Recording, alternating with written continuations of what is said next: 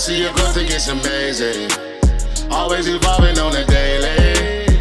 She got a smile that's contagious. Got hella joy, don't let them take it. I see your passion, I like. So this is gonna be like an unplugged, a raw, I think I'm gonna call it like the real talk or something, you know, like the real, because this is how I started, you know, like before the production and before everything, I was putting up my phone and having conversations with y'all. So I don't want that element to be taken away. So this is gonna be added to the podcast. So let's talk about the first episode. I will say after the first episode was dropped, I was left feeling so uneasy because it's not always easy telling your truth and telling your story because other people are involved in that story. And my goal is to never attack anybody or hurt anybody by telling my truth. But it comes to a point in time where you can't protect people who didn't protect you.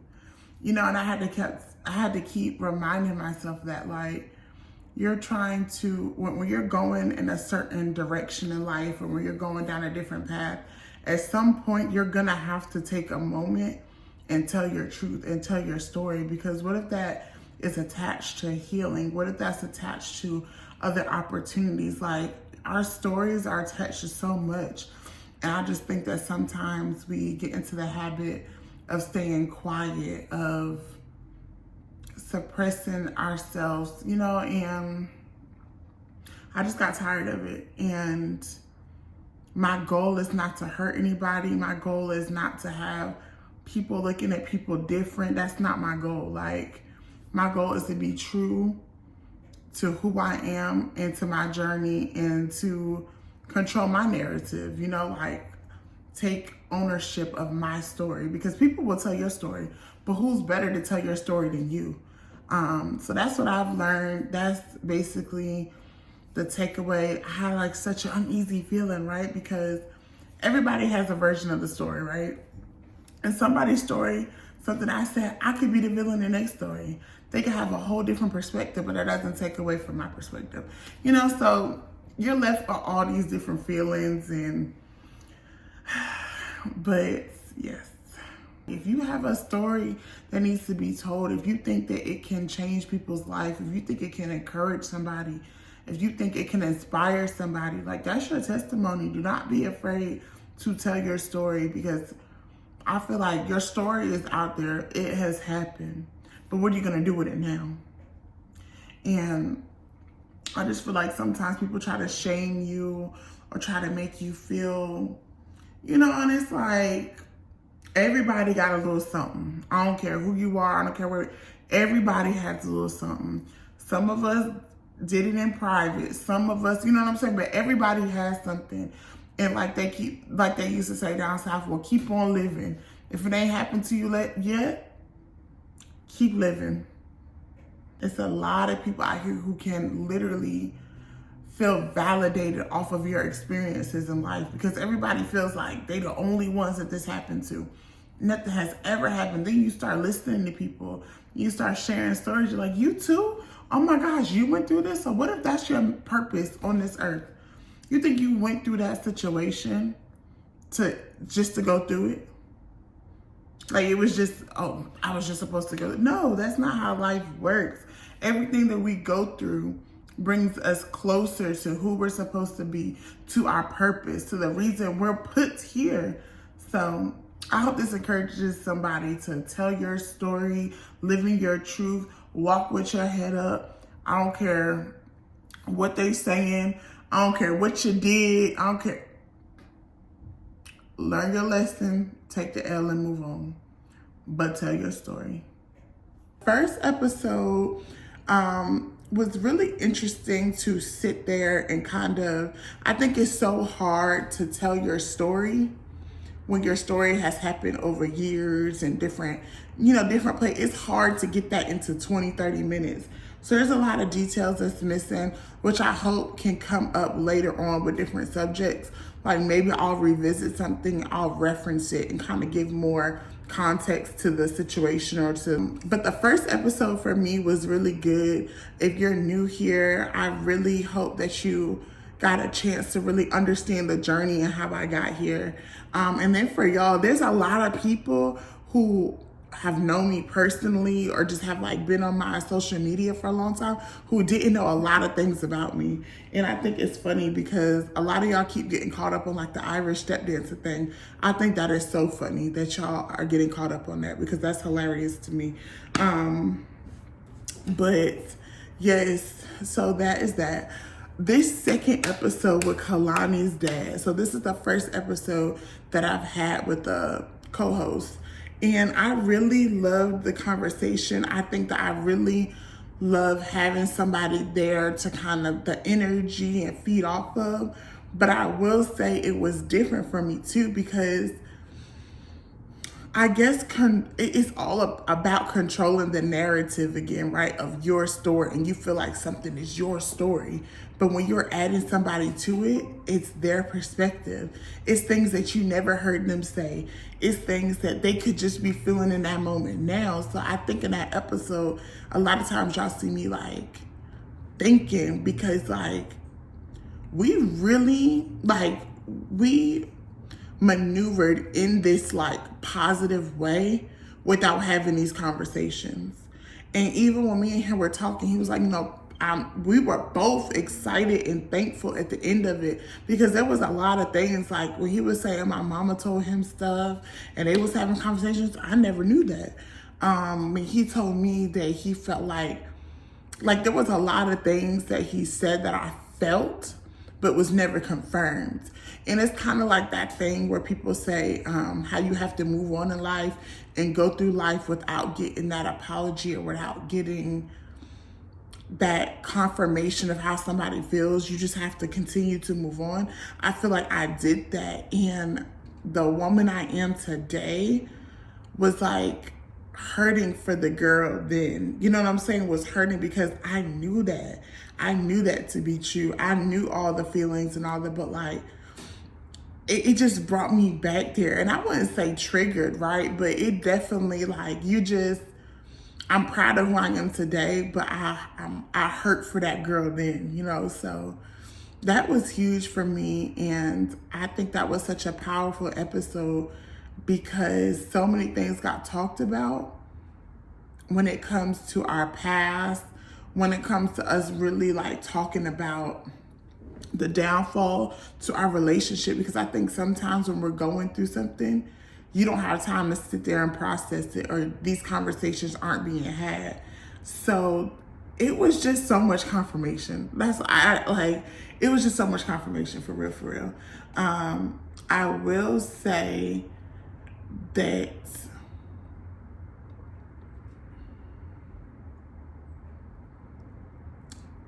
and y'all too, y'all gonna see like, I love humility and I love being humble and but I will say it feels so good to prove people wrong. And it's so crazy how people could have their mind made up about you and you just don't end up that. You know what I'm saying? Like, it's just so crazy how in your heart that you're destined to do something. You're destined to be different and your path might not look like everybody else. And that used to make me so mad in different areas of life I would be like, why can't I just be normal? Why can't I just go work this corporate job, go to work, shut up, don't be a problem, don't be a menace. If you don't want to do it, just do it anyway. Like, I could never just be the girl that just like sit there, shut up and do the work. No, I had to say, well, that's not right. Why are y'all treating so-and-so like this? Why are y'all doing this? Why are y'all doing that? Like, but now I look back and I realize why I couldn't be that person. Because I was supposed to be here. Because I was supposed to be doing this. Because I was supposed to be doing hair. Because I'm supposed to be doing makeup. Like, there's so many things now that like, in this season, it's healing that girl in me because I just would get so frustrated with myself and I would start believing what people say about me. Like, dang, like, I can't get it figured out. I don't know. I'm just supposed to, like, I don't know. Like, I just can't get it figured out. And I will say the one thing, how I feel now with everybody, just like, even that episode with him, right? Like, I think he said in one part, like, I just realized that, like, we weren't going in the same places. Like, you didn't want what I wanted. And that was true. I didn't want to be a professional student. I didn't want to be under the structure of school, and I didn't. But that came across as me not being smart enough, or me not being good enough, or me, you know what I'm saying? So it's like, now being in this realm of things, I just, like, I can't explain it. I'm just so happy that I finally got to see why I'm different. I finally get to see why my brain doesn't operate like others, why I see things different, why I hear things different, why I'm such a thinker, why I feel, because you're creative. Like, you're supposed to be a creator, you know, like I'm wired differently, and that's okay. And I think a lot of people can attest to that, because I know, even looking back, and I have a lot of friends that are like musicians and that are, you know, they don't have that structured 9 to 5, and you feel crazy at first. Like, you feel crazy, but it's a good crazy, because look where it takes you, you know? So, and then it kind of had me feeling too, of this feeling of, dang, I wish my mama got to see, like, what I did with that. Like, I feel like there was a one point in time where she was just like, I remember she said to me, like, you are wasting your potential, or like, you're a waste of potential, or something like that, because I couldn't get it together. I couldn't stay doing the 9 to 5 thing, and I just could not do it, y'all. Like, I would just go to work and I would try so hard, and I'd be like, why she talking to me like that? Why can't you respect me if you want me to respect you? Why I gotta raise my hand and ask to go to the bathroom like when you're in school? Why can you belittle me? Like, it just did not make sense to me. So I just wish that my mom could see me in this realm. I really wish that she could have just understood my brain and my mind. Like, I just wish she could have seen this version of me, you know? Like, and I think that keeps me going, because I'm like, I did have potential. You know what I'm saying? I did. And we have to be careful of the things we speak on people, because words last a lifetime. And we just really have to be careful with that. But that episode was really cool.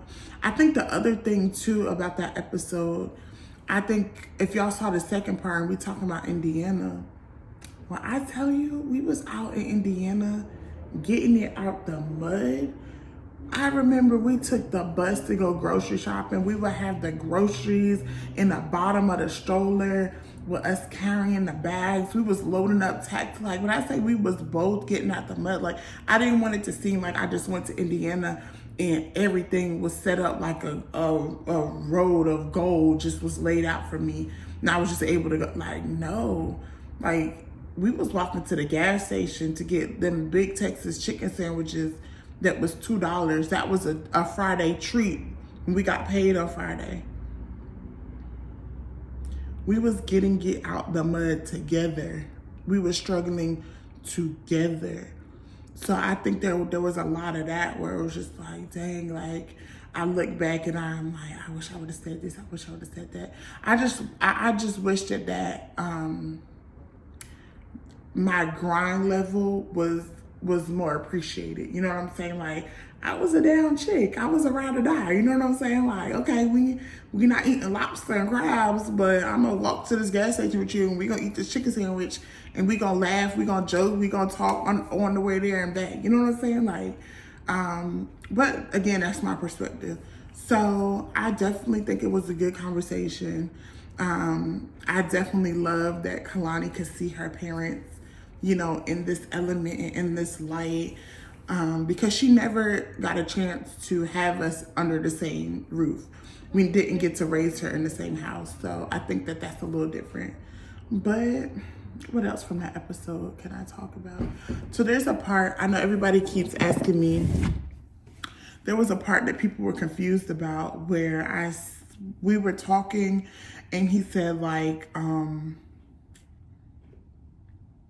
I didn't know your mom was sick. I didn't know your mom was sick. And I just want to be clear on that because I know a lot of people are like confused about that because that's like been the thing where people have been hitting me up like, wait, so the clarity on my mom being sick, my mom was not sick at the time. And it was more so of a thing where my mom, so here's the timeline. I went to college in 2010. My mom worked at that college from 2010 to 2011. In 2011, she moved back to North Carolina, where then she met her ex, and I'll get into that later, but she met her ex, they started dating again, and she eventually got married. So there was this transition because I was raised by a single mother, right? Because it was just us for like forever.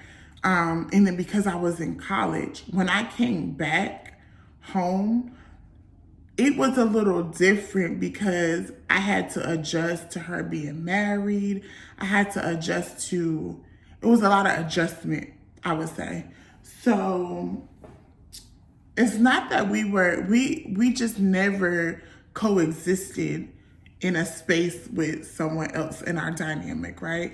And your mom or your parent, they might have a certain grace for you, a certain patience for you.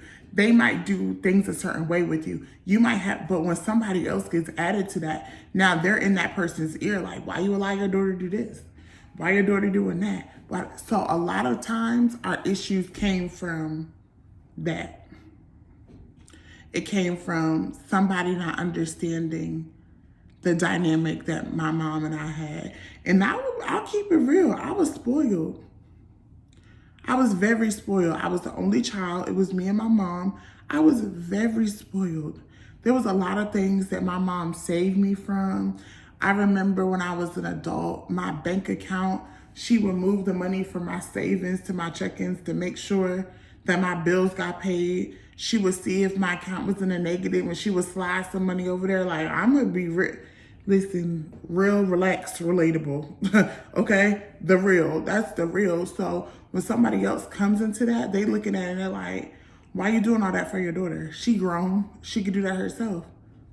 Stop doing this for her. Stop doing that for her. I remember when I first went to Indiana, I didn't have time to transfer my WIC from North Carolina to Indiana. So my mom would go to the WIC office and get my stuff from WIC and mail it to me in Indiana.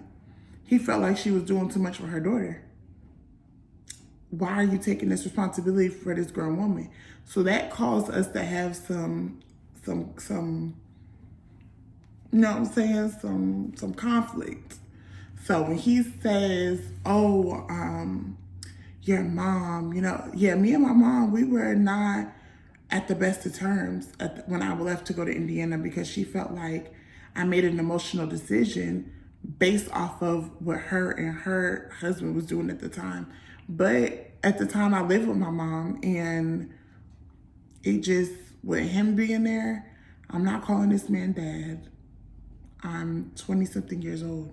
I'm gonna call him by his name. That was the problem. So then I just stopped saying the man's name. I'd be like, hey, can you, because I'm not calling you dad, that's crazy. But that's how I felt.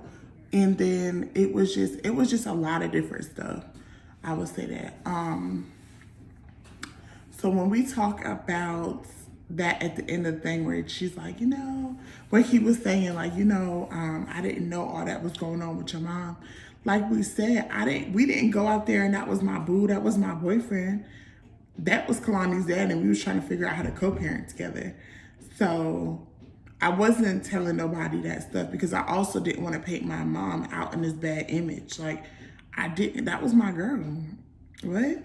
And it's so crazy now because people can see stuff from the outside, right? Like I know my family and different people have like such their own version of what happened with me and my mom. But at the end of the day, that was me and my mom. You know what I'm saying? Like, y'all don't know. Y'all only know what she got on the phone and told y'all, or y'all only know what y'all thought. But that was my best friend. Like, there's so much tea that I know that my mom used to tell me about. You know what I'm saying? Like, and that was another piece to it. Like, now that I'm older, yes, that's my mom, but that was also my friend. So it was like it's just growing pains. And like, now that I'm a mother of a 10-year-old, I can even see her at 10, how our relationship is evolving and how it's, so with all that being said, that's what I mean when I say, like, I think I said I got mad. I was like, yeah, everybody was treating me like shit. Like, that's what I mean by that. It's just like, it was like a lot going on. But now looking back and being a full adult at 32, right? You're talking about a 20-year-old. Now I'm 32, I'm looking back. I don't think it was everybody treating me like shit. I think it was more so people wanting me to step into this, like, you're an adult now. You have a child. You need to be responsible for yourself. You need to be responsible for your decisions. If you want to go move to Indiana, you should have figured out how to get your WIC and everything before you skip your ass to Indiana. That's what an adult would do. Make sure that you tie up your loose ends before you make a decision. And I can look back and say that now as an adult, right? But like, I think I was, I would drive my kid to Indiana. Yeah, I would be sending my daughter to WIC from North Carolina to Indiana. I'm sitting in the WIC. I'm sitting in the WIC. But yeah, what else? I think, I don't want to say too much because I know part 3 is coming out next week. So I definitely want y'all to stick around for that. And then I'll do another one of these sit downs next week where we'll talk and, you know. But yeah, I definitely don't want to take this element away because I love the podcast. The podcast is eating. I love it. I hope y'all love it. But I'm not going to take away this intimacy, you know, this like me just getting on camera and talking to y'all directly without any edits, without any lights, camera, action, without the team, without the, because that does add a different element to it, you know. So yeah, look forward. I know I say this all the time, but I really mean it. I promise I mean it, y'all. It's 2025. I'm really gonna get into vlogging. So I had my Florida vlog when I went to Florida to see my friends in Florida. I had that vlog, but my phone, this phone that I'm on right now, I went to Apple. It was shutting on, shutting off over and over and over again. Went to Apple. They ended up giving me a new phone. Great. I had an iCloud, right? So I'm like, oh, cool. Erase the phone. I'm going to log into my iCloud. I did not realize that my iCloud had 3 different iClouds connected. I don't know how that happens. Be careful because I didn't know I had 3 different iClouds. I logged into one iCloud. Everything has popped up from this iCloud. But the other iClouds, they're saying my password is incorrect. Then when I go to reset it, it's sending the reset to a whole different phone number that I don't even have. Understand? Great. So yeah, if anybody knows how to fix that, I don't know if there's any Apple savvy people out there, but I need help because I need my other iClouds real bad. I have so many vlogs, so many, and that, you know what? That's what I get, because if I would have uploaded them when I was supposed to upload them, it wouldn't have mattered. So that's a lesson learned. But yeah, I thank y'all for being here. Like, so serious. Like, it means so much to me, y'all being here and just supporting me. Like, it's so many people like I haven't talked to in so long, from college, from childhood, from family, everybody reaching out. The love is real. And I think that that's what we mean. Like, when you get older, you might not be locked in with people the same way, but we all supporting each other. I love seeing y'all win. Let me take the time to say this. We don't gotta be best friends. We don't gotta talk every day, but I want to see you win. So I thank you for pouring into me and supporting me, because the same way you supporting me, that's you telling me that you want to see me win. I want the same thing for you too. I just want to put that out there. But yeah, let me go ahead and end this before I be doing too much. But yes, thank y'all. This is the new thing we're gonna do. So tune in with me. Make sure y'all subscribe. Subscribe so y'all will know when I'm dropping stuff like this. Because it's not just gonna be Wednesday at 12. I'm gonna talk to y'all all the time. Y'all gotta get the behind the scenes. Oh, and maybe y'all do like a let me know in the comments if y'all want to see a tour of my studio. It's a little sneak. A little, don't look too much. Don't do too much. Don't. If y'all want to see a little sneak peek, that's where I do the makeup at over there, you know. So if you're in the Connecticut area, you need your makeup done. But okay, y'all, I'm about to go because, okay. Bye, y'all. Make sure you subscribe so you will know when I'm coming to talk to you. Oh, and what are we gonna be? All right, I got my cousins, I got my friends, I got the Joyettes. Like, let me know if we need to get a name for our community because we're locked in. I'm not going nowhere. Bye. Take it.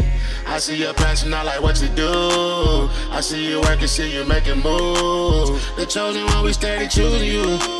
She dope as hell, but she a leaver too.